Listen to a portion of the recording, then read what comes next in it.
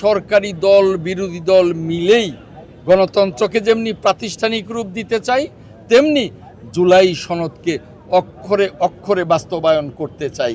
এখন বিরোধী দল মাঝে মধ্যে যে মেঠু বক্তৃতা করেন, সেটা তো তাদের রাজনৈতিক বক্তব্য।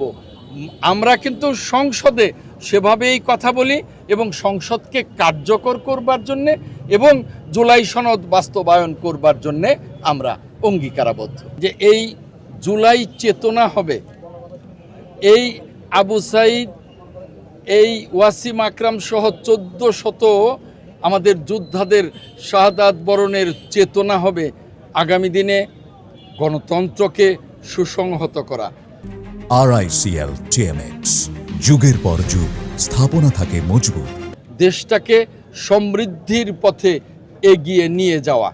আর সেজন্যেই আমরা যেমনি জুলাইয়ের চেতনাকে বাস্তবায়ন করবার জন্য মাননীয় প্রধানমন্ত্রী জনাব তারেক রহমানের নেতৃত্বে কাজ করছি, তেমনি প্রত্যেকটা জুলাইয়ের যোদ্ধাকে সম্মান জানিয়ে, প্রত্যেকটা শহীদকে সম্মান জানিয়ে আমরা কাজ করছি, যাতে করে এই বাংলাদেশ এই জুলাই শহীদদের স্মরণ করে আমরা একটি চমৎকার, একটি সমৃদ্ধ বাংলাদেশ গড়ে তুলতে পারি মাননীয় প্রধানমন্ত্রী জনাব তারেক রহমানের নেতৃত্বে।